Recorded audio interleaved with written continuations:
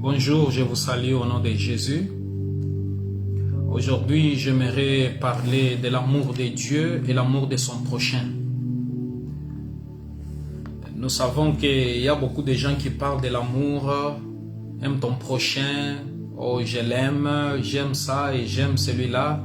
Maintenant, aujourd'hui, nous voulons faire la différence entre l'amour de Dieu et l'amour de son prochain. Ici, nous sommes dans le livre de Luc chapitre 10, le verset 25 à 36. Ici, c'est l'histoire d'un homme, le docteur de la loi, un avocat qui est venu devant Jésus pour lui demander « Qu'est-ce que je peux faire pour hériter le royaume des cieux ?» Jésus lui a posé la question « Est-ce que tu as lu ce qui est écrit dans ta loi ?» Il a dit « Oui, j'ai lu. » Il dit que qu'est-ce que ta loi te dit? Il dit que la loi me dit aime ton Dieu de tout ton cœur, de toute ton âme, de toute ta force et de toutes tes pensées. Jésus lui a dit que oui, va faire comme tu as écouté. Et il a dit comment je vais savoir aimer mon prochain? Et après Jésus lui a relaté l'histoire d'un samaritain, du bon samaritain. Il a dit, avant que j'entre d'abord dans l'histoire du bon samaritain, il a dit, il est écrit, aime ton Dieu de tout ton cœur, pas d'une partie de ton cœur, pas d'une petite partie, non, de tout ton cœur. Quand on dit de tout ton cœur, c'est-à-dire que tu peux aimer Dieu d'une partie de ton cœur, tu peux l'aimer seulement comme ça. Il dit que de tout ton cœur, de tout ton cœur, de toute ton âme, tout ton âme, tes émotions, tes sentiments, tout, tu aimes Dieu avec toute ton âme. Pas d'une partie de ton âme, tout. Pas un tiers de ton âme ou une demi-partie de ton âme, non. De toutes tes pensées, c'est dans tes pensées, tu es en train de rêver seulement, tu penses seulement de l'amour de Dieu, tu penses comment Dieu est grand. De toutes tes pensées, dans tes pensées à toi, tu ne passes pas 2 minutes à 3 minutes de pensée de Dieu, de toutes tes pensées. Après il dit, de toute ta force, c'est dans ta force en toi, on dit que Jésus respirait la crainte de Dieu. C'est Jésus en lui-même, il respirait la crainte de Dieu. C'est-à-dire en Jésus, la vie c'était Dieu. On dit de toutes, pas d'un tiers, d'un quart, de tout ton cœur. Après on met virgule, il dit aime ton prochain comme toi-même. Le problème aujourd'hui que nous avons dans la vie avec des gens, c'est parce que nous les aimons beaucoup. Nous les aimons avec tous nos cœurs. Et à la longue, ces gens-là nous déçoivent. Ou ces gens-là nous laissent. Nous, on croyait que comme nous les aimons beaucoup, comme nous donnons beaucoup, ils vont nous donner aussi au retour. Non, on ne donne pas à quelqu'un quelque chose pour qu'il te donne en retour. Non. Voilà pourquoi nous sommes déçus. Voilà pourquoi nous avons beaucoup de blessures. Je l'ai beaucoup aimé. J'ai beaucoup investi en lui. J'ai fait ça. Non. C'est ça. C'est là où il y a des problèmes. Il dit, aime ton prochain comme toi-même. Quand tu aimes ton prochain comme toi-même, c'est la seule personne où il faut tout donner, c'est Dieu. Donner tout ton amour, donner toute ta force, donner toutes tes pensées, donner toute ton âme. Aimer avec tout. La plénitude de toutes ces choses, c'est Dieu. Mais quand c'est l'homme, quand c'est ton voisin, aime-lui seulement comme toi tu t'aimes toi-même. Parce que quand tu l'aimes comme tu t'aimes toi-même, tu ne vas pas regretter. Quand tu t'achètes toi-même un bon pantalon, est-ce que tu regrettes? Tu ne regrettes pas? Quand tu dépenses ton argent, tu paies les transports. Est-ce que tu regrettes? Tu ne regrettes pas. Quand tu dépenses ton argent, tu achètes ta nourriture. Est-ce que tu regrettes? Tu ne regrettes pas. Quand tu dors dans une belle maison, est-ce que tu regrettes? Tu ne regrettes pas. Tu fais les choses selon ta capacité. Mais quand tu les fais aussi pour une autre personne, comme toi tu les fais toi-même, tu ne vas pas regretter. Parce que tu vas oublier. La chaussure que tu as achetée peut-être il y a de cela 2 mois. Tu l'avais achetée parce que tu l'aimais. Mais tu la portes pas chaque jour. Elle est dans ton garde-robe là. Elle est dans ton armoire là. Mais tu n'as pas ça dans ton cœur. À des moments, tu oublies même ça. C'est ça, aimer ton prochain. C'est ça, quand tu aimes, tu donnes et tu oublies. Parce que les choses que tu te fais toi-même, tu oublies ça. Tu manges la nourriture et tu oublies. Tu ne regrettes même pas de manger cette nourriture-là. De la même chose, quand tu donnes à ton prochain la nourriture, tu ne vas pas regretter. Il dit, aime ton prochain comme toi-même. La seule personne que tu peux aimer avec tout ton cœur, toute ta force, tout ton esprit et toute ton âme, c'est Dieu. Il dit, aime ton prochain comme toi. Aime Dieu avec tout. Pas un quart de ton âme, ou un quart de un tiers de ton âme, un tiers de ton esprit. Il dit avec tout ton cœur. La seule personne que nous pouvons aimer avec tout, c'est Dieu. Mais on met virgule, on dit quand il faut aimer ton voisin, ton prochain, aime-lui comme tu t'aimes toi-même. Parce que comme tu t'aimes toi-même, ce que tu vas faire pour toi-même, tu ne vas pas regretter. Fais aussi là pour ton voisin, tu ne vas pas regretter. Mais quand tu investis beaucoup dans ton voisin, dès que ton voisin va quitter, tu vas beaucoup regretter parce que l'amour là, il fallait l'investir chez Dieu, pas dans une personne. C'est là où nous avons des problèmes. Peut-être nous avons des problèmes avec les enfants de l'église. Nous avons des enfants dans l'église, nous les avons beaucoup aimés. Nous avons investi beaucoup en eux. Après, quand ils vont partir, nous commençons à regretter. J'ai beaucoup investi en lui. Non, non, non, non, non. Tu as l'amour, il faut aimer avec. Tu dois connaître comment manage your love, comment arranger ton amour, comment, de quel degré tu aimes les gens. Il faut savoir comment aimer les gens, parce que quand tu aimes les gens de plus que Dieu, tu vas te retrouver demain, tu vas souffrir. You're gonna suffer tomorrow, tu vas souffrir. Et après, il donne maintenant l'histoire des bons samaritains. Il dit un bon samaritain, un homme, descendait de Jérusalem vers Jéricho. Arrivé en route, il a croisé des bandits. Les bandits l'ont tabassé, ils ont pris tout ce qu'il avait, ils l'ont laissé demi-mort. On dit que il était de Jérusalem, il descendait vers Jéricho. En route là, les mêmes gens qui descendaient de Jéricho ou bien qui quittaient de Jéricho vers Jérusalem l'ont croisé en route. Il était là demi-mort. La première personne c'était qui? Un priest. Un priest, c'est-à-dire que, mettons par exemple un pasteur. Un sacrificateur. Il a vu, la Bible déclare, il a passé à côté, il a laissé. Vous savez pourquoi il a laissé? Parce qu'il ne le connaissait pas. Et vous savez pourquoi il a laissé? Parce qu'il ne le connaissait pas. Je ne le connais pas, il n'est pas de ma famille, il n'est pas de notre maison. Il a laissé. Et l'autre est passé, un lévite. Un homme qui travaille dans l'église. Un homme qui est censé de protéger les gens, de garder les gens. Qu'est-ce qu'il a fait? Il a passé à côté. Mais un bon samaritain qui n'était pas de Jérusalem ou de Jéricho, qui ne connaissait pas la personne, quand il a vu, il partait en voyage. Il a stoppé. Il a stoppé. Il a annulé son voyage. Il a pris son vin et son huile. Il a mis sur ses plaies. Le vin et son huile qu'il gardait pour ses propres plaies. Il a mis sur ses plaies. Et il a mis sur son cheval. Sur son âne. Il a mis sur son âne. Lui qui allait censé être sur son âne, il a pris un étranger, il a mis sur son âne. Il est parti avec lui à l'hôtel. C'est la même chose qu'il devrait faire pour lui-même. Il a fait ça pour son prochain. Arrivé à l'hôtel, il est resté avec lui là-bas.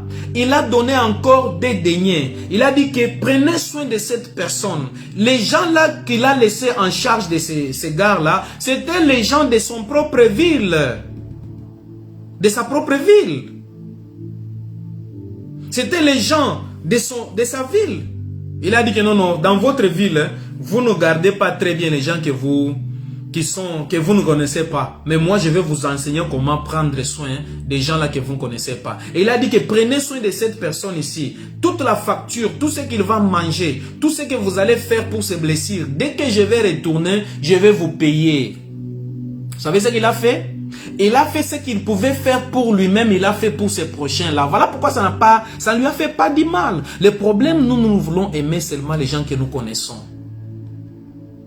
Comme il est membre de ma famille, je peux l'aider. Comme il est ma tante, je peux l'aider. Comme il est quelqu'un proche de moi, je peux l'aider. Mais celui que tu es de ta famille là, tu l'aides avec beaucoup d'argent, avec beaucoup de considération.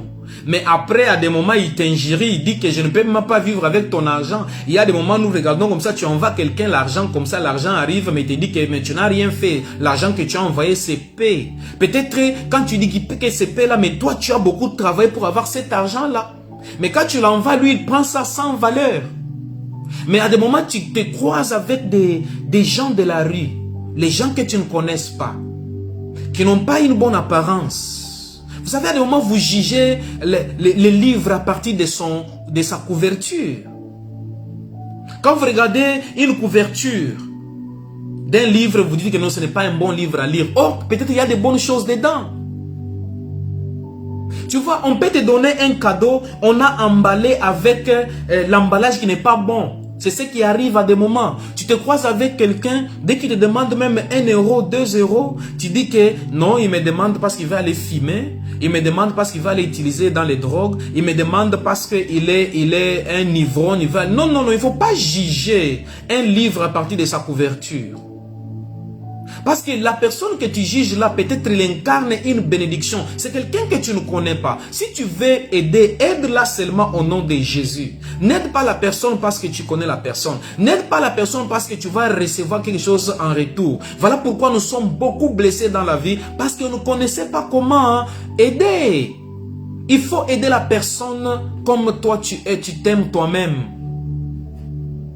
Quand tu aimes la personne comme toi tu t'aimes toi-même, tu n'auras pas de problème. La nourriture que toi-même tu as mangée là, tu ne regrettes pas. Et quand tu donnes cette nourriture là à ton prochain, tu ne vas pas regretter. C'est là où Jésus dit que aime ton prochain comme toi-même. N'investis pas beaucoup d'amour dans quelqu'un qui va te faire du mal demain. Aime-lui tel que toi tu t'aimes. C'est ce que la Bible dit. Aime ton prochain comme toi tu t'aimes. Et la personne qui juge les gens quand ils viennent devant toi. Pour les aider, tu dis que ce sont des ivrognes, ce sont des dragués, ils sont comme ça. Non, non, des drogués, non. Aide la personne, tu ne connais pas ce qui est dans l'enveloppe. Ne juge pas l'enveloppe à partir de sa couverture, mais il faut savoir les contenir. Abraham a vu les anges en train de passer. Ces anges ici ne venaient pas chez Abraham. Ils partaient en Sodome pour aller consumer Sodome. Mais Abraham les a vus de loin. Il a couru. Il les a rencontrés. Il a dit que mon Seigneur, ne partez pas. Venez d'abord chez moi dans la maison. Les anges là, parce qu'il a vu, il y avait des saletés sur leurs pieds. Venez, je dois vous donner de l'eau pour laver vos pieds. Abraham les a pris. Il s'est hâté. Il a dit à ces gens de préparer quelque chose. Quand ils ont préparé, ils ont mangé. Abraham leur a donné à manger. C'est après avoir mangé que les anges ont dit à Abraham que l'année prochaine, cette même époque, tu auras un enfant. Abraham avait des promesses. Tu vas me dire que non, non, Abraham, comme Dieu lui avait dit qu'il va les bénir. Non, n'est-ce pas Dieu a dit à Moïse que tu verras Canaan. Tu vas entrer avec les enfants d'Israël à Canaan, mais Moïse n'a jamais entré en Canaan. Pourquoi vous savez quoi? À cause de la désobéissance. Il n'a pas entré. Peut-être c'est là où Abraham allait perdre la naissance d'Isaac. Mais quand il a vu les anges, les mêmes anges là qu'il a croisés, il ne les connaissait pas, mais il les a appelés dans sa maison. Il ne les a pas jugés à cause de leur apparence. Il leur a donné à manger. Les mêmes anges ont dit que l'année prochaine, cette même époque, tu auras l'enfant.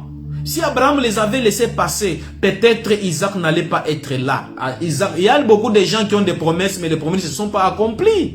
Si vous voulez voir les gens qui sont riches, allez au cimetière, vous allez voir, il y a beaucoup de richesses. Il y a les gens qui sont morts avec des visions, des idées dans leurs pensées, des révélations. Ils sont morts, ils sont dans les cimetières. La place la plus riche, la place la plus bénie, c'est les cimetières où il y a les gens qui sont morts avec beaucoup d'idées, avec beaucoup d'initiatives, avec beaucoup de projets. Ils sont morts.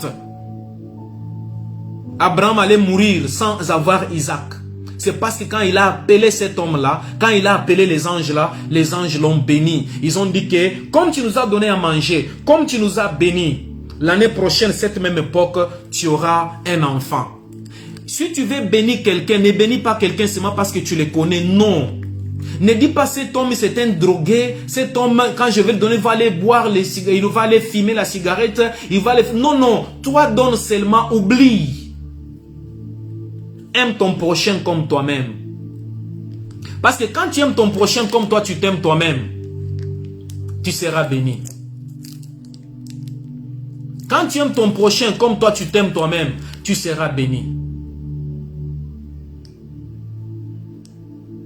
Est-ce que tu juges les gens selon leur apparence? La seule personne où il faut investir beaucoup d'amour, c'est seulement Dieu. La seule personne où tu peux aimer avec tout ton cœur, de toute ton âme, tout ton esprit et toute ta force, c'est Dieu. Mais quand il s'agit des hommes, aime-les comme toi, tu t'aimes toi-même. Tu n'auras pas de problème. Même si tu quittes et partais, tu ne vas pas regretter. Et il y a des moments où tu achètes les habits et que ces habits-là s'usent. Ces habits-là se déchirent. Tu ne regrettes pas parce que tu l'avais acheté selon toi-même, selon tes capacités. Aide les gens selon tes capacités, selon tes moyens, selon toi-même. Voilà pourquoi Jésus a dit que aime ton prochain comme toi-même. Tu n'auras pas de problèmes. Les problèmes que nous avons dans la vie, parce que nous aimons beaucoup de gens de plus que nous-mêmes. De plus que ce qu'on devrait faire pour Dieu et nous arrivons, nous regrettons. Si tu es béni aujourd'hui et que tu vois ces messages t'as beaucoup béni, j'aimerais que tu les partages. J'aimerais que d'autres personnes partagent, aiment ça pour qu'une autre personne soit bénie. Ce que moi je te demande est que tu partages ces messages à une autre personne pour qu'il sache comment aimer les gens, comment aimer Dieu. Et pour que ces choses que je suis en train de parler aient du sens dans ta vie, sans Jésus, tu ne vas pas les comprendre. Si tu n'as jamais reçu Christ dans ta vie comme ton Seigneur et ton Sauveur personnel, c'est ça la chance que je te donne. Bien-aimé, Jésus revient bientôt. Jésus revient bientôt. On n'a pas beaucoup de temps à perdre. Tu as besoin de que ton âme soit sauvée. La Bible déclare que sera-t-il à un homme après avoir gagné tout le monde, après avoir gagné toutes les choses de ce monde, mais à la fin perdre son âme. Dieu n'aime pas que tu perdes ton âme. Dieu t'aime et il n'aime pas la mort des pécheurs. Voilà pourquoi aujourd'hui, j'aimerais, si tu n'as jamais reçu Christ dans ta vie, c'est ça la chance que je te donne, l'occasion que je te donne, de recevoir Christ dans ta vie comme ton Seigneur et ton Sauveur personnel. Si tu crois qu'il est le Fils de Dieu, que Dieu l'a ressuscité des morts, j'aimerais que tu croies et que tu puisses déclarer cette prière. C'est en confessant par ta bouche que tu seras sauvé. Jésus est le chemin, la vie, la vérité. Personne ne peut aller vers Dieu sans passer par Jésus. Si tu aimes aujourd'hui, si tu veux les recevoir, j'aimerais que tu répètes cette prière après moi. Seigneur Jésus, je crois que tu es le Fils de Dieu, que Dieu t'a ressuscité des morts et tu as souffert à la croix à cause de mes péchés. Je me répands. Je refuse d'être un pécheur. Je te reçois dans ma vie en tant que mon Seigneur et mon Sauveur personnel. Viens dans ma vie. Sanctifie-moi par ton sang. À partir d'aujourd'hui, je suis un enfant de Dieu. Diable, je ne suis pas ton enfant, je suis enfant de Dieu. Parce que la Bible déclare que ceux-là qui l'ont reçu, il leur a donné le pouvoir de devenir enfant de Dieu, né pas avec la chair et le sang, mais en esprit. Au nom de Jésus. Bien-aimé, si toi tu as répété cette prière après moi, sache que tu es un enfant de Dieu. Sache que tu es né de nouveau. J'aimerais prier pour toi. Au nom de Jésus. Père éternel, je prie pour mon frère et ma soeur. Tu les connais bien de plus qu'eux-mêmes. Bénis-leur, Seigneur, couvre-leur par le sang de Jésus. Aujourd'hui, ils t'ont accueilli dans leur vie comme leur Seigneur et leur Sauveur personnel. Viens à leur aide, sanctifie-leur. Merci beaucoup parce que leurs noms sont écrits dans les livres de vie et ils sont sauvés. Nous te bénissons, Père. Nous laissons leurs âmes et leurs esprits entre tes mains. Conduis-leur, Éternel, dans les verts pâturages. dans la place où ils vont recevoir la parole de Dieu. Nous te bénissons, Père, parce que tu es leurs enfants. Et tu es leur Père, et tu es leur Père, et ils sont tes enfants. Au nom de Jésus. Merci, mon Dieu, mon roi. Bénis leurs familles, leurs enfants. Laisse que tout celui qui va écouter cette parole de Dieu soit béni. Au nom de Jésus. Amen. Bien-aimé, à partir d'aujourd'hui, tu es un enfant de Dieu. Et toutes les choses anciennes sont passées, et toutes choses sont devenues nouvelles. Ne te condamne plus jamais. Même si tu avais avorté beaucoup de femmes, même si tu avais tué des gens, le fait seulement de recevoir Christ, il t'a pardonné. Tous tes péchés, les gens peuvent te condamner, les gens peuvent dire que tu es criminel, tu avais avorté, tu avais fait ça. Mais devant Dieu, il n'y a pas de péché. Tu es déjà sauvé, tu as les salis. Ton nom est écrit dans le livre de vie. Que Dieu te bénisse. Partage pour que l'autre personne puisse aussi être bénie. Jusqu'à tel point que on se reverra encore à la prochaine fois. Que Dieu vous bénisse au nom de Jésus. Amen.